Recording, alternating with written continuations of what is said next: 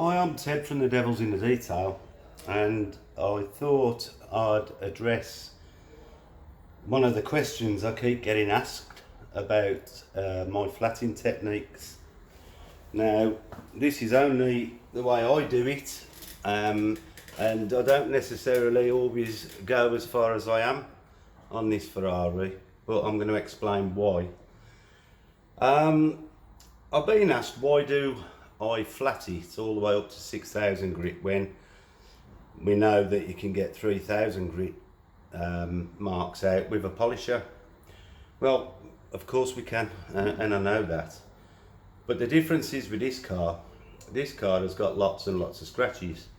And once I start flatting it with 2,000 grit or whatever, the heavy grit, the scratches themselves disappear because you're putting scratches in. And then you go over it with 3,000 grit and it's still, you know, you're oblivious to whether you've got the scratches out that you're trying to get out initially.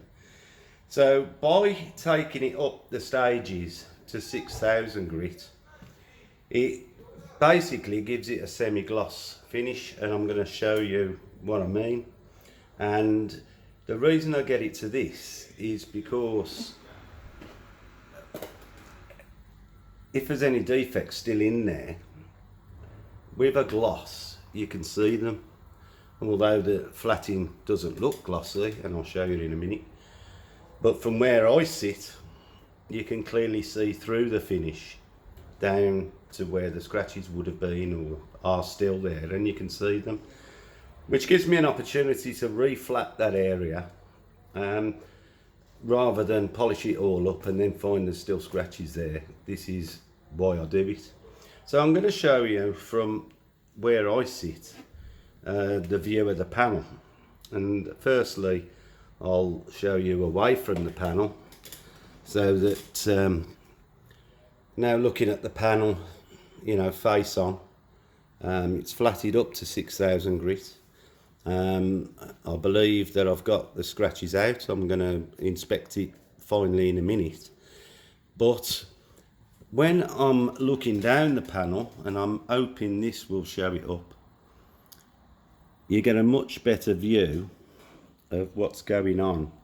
Now obviously you can see the flatting marks that are straight, and basically if there's anything going in the wrong direction that I've missed, or a swirl scratch that's there, it'll clearly show up at this point, which then I'll just reflat it, and all I've got to do is refine that back up, and then hopefully when I do finally polish it, there's no scratches other than the ones that I can't remove, because I can't remove every scratch, you know, for reasons of being close to swage lines. If they run across the swage line, I can only remove some of the scratch.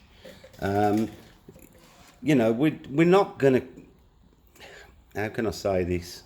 Yes, we are seeking a perfect finish, but it isn't always possible with what you've got in front of you. Now this car will actually look better than it probably ever has by the time it's done. And yes, it will have a few scratches that if you walk around it you can find them, but they won't be in your face, and there won't be the sort of damage that this car come in with. So I've just spotted a defect right here while I've been talking to you. See if I can get it. I mean, it is fine, but it is there, so I'm going to reflat that, and that's what I'll do now.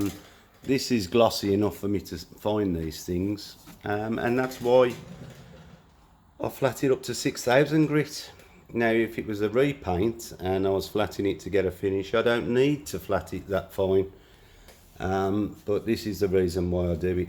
You know, this is a paint restoration and not, you know, fresh paint. You know, body shops don't have to do it.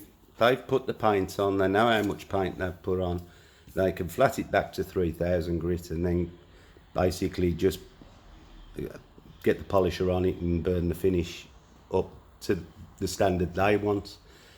We don't work to that.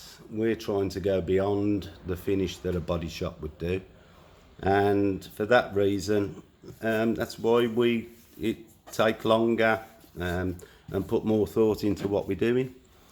So that's, I'm hoping, will answer the questions I've been asked about 4 times, and funny enough, a couple of them times were by people who work in body shops. You know, it's I've just found another one there.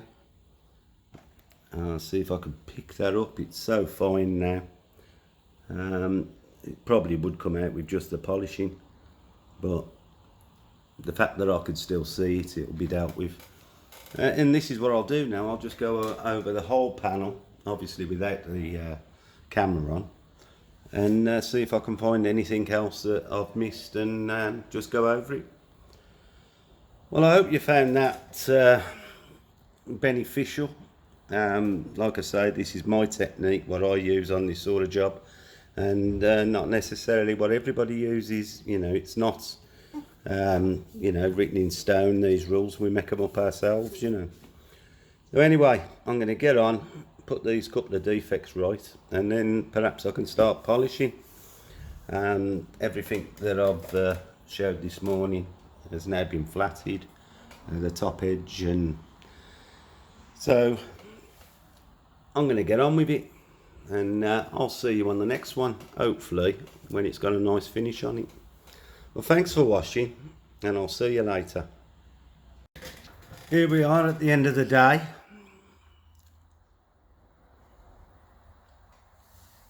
I've just finished giving this its last refinement. There's still some scratches on this swage line here that I can't get out, but they are minor, and the rest of it, I'm happy to say, has come out beautifully. And even the scratches that was all along the wheel arch, managed to get those out as well. So, a successful day. And then tomorrow I'll move on to the lower part of the wing and hopefully get onto the door. The door I'm not looking forward to at all.